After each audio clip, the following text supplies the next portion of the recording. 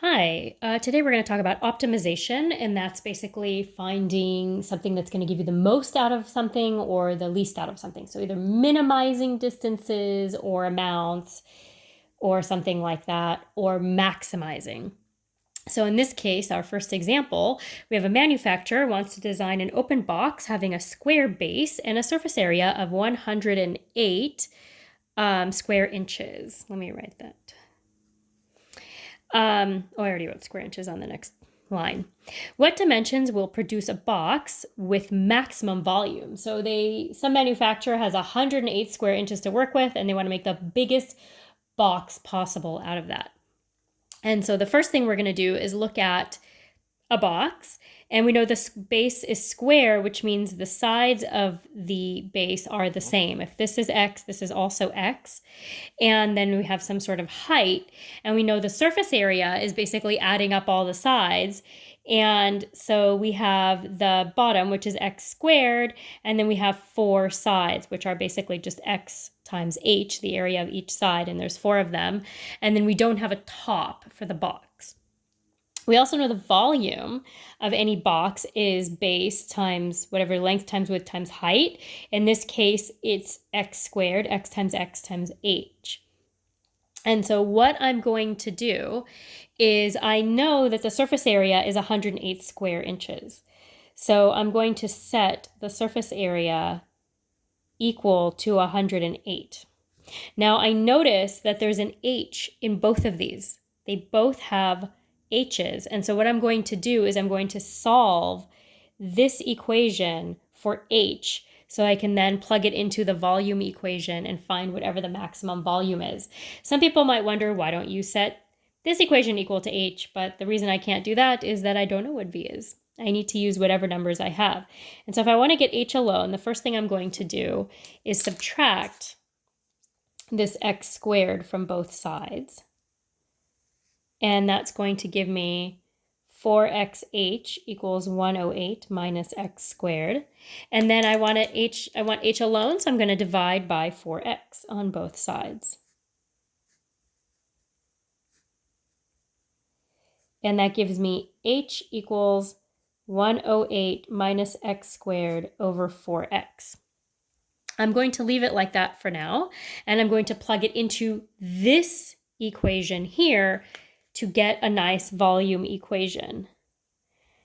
And that's x squared times the height, which I now know is 108 minus x squared over 4x.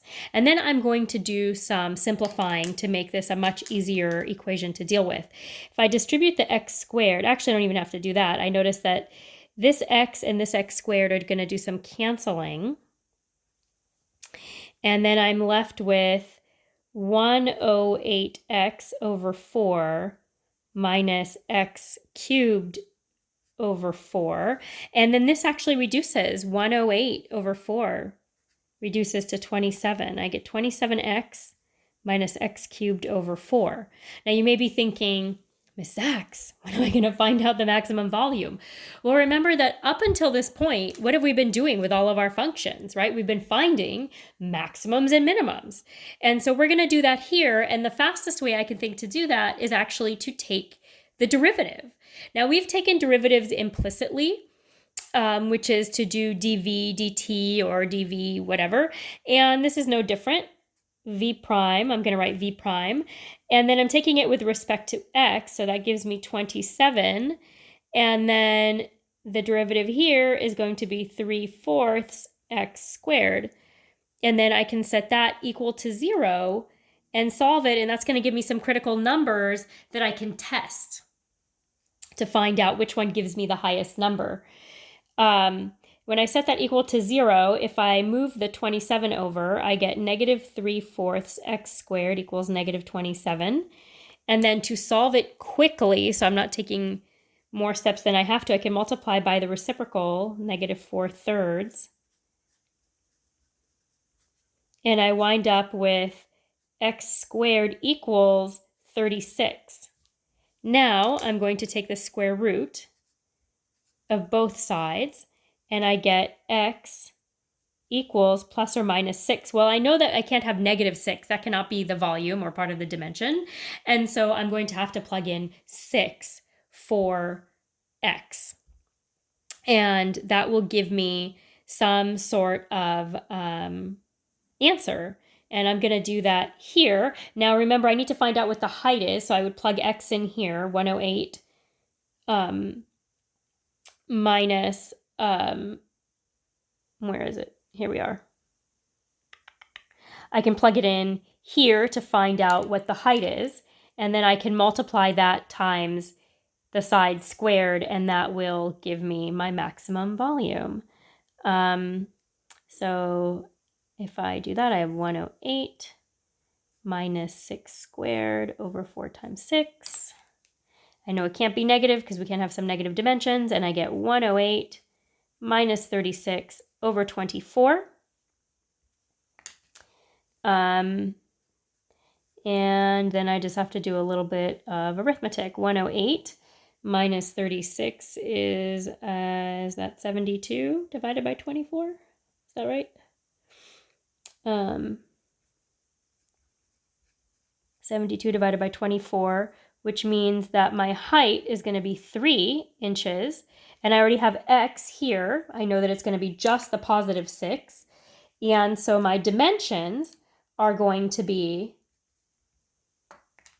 6 by 6 inches by 6 inches by 3 inches. And that's going to give me the greatest volume. And that's actually 36 times 3, which I think is also 108, which is kind of an interesting coincidence that the surface area and the volume are the same. But that is a coincidence. That's not necessarily going to always happen. I want to recap what my steps were. I had 2 equations. One of them I knew what it equaled. It equaled 108. So I used that one to solve for h. Then I plugged it into the volume equation so that I only have one variable.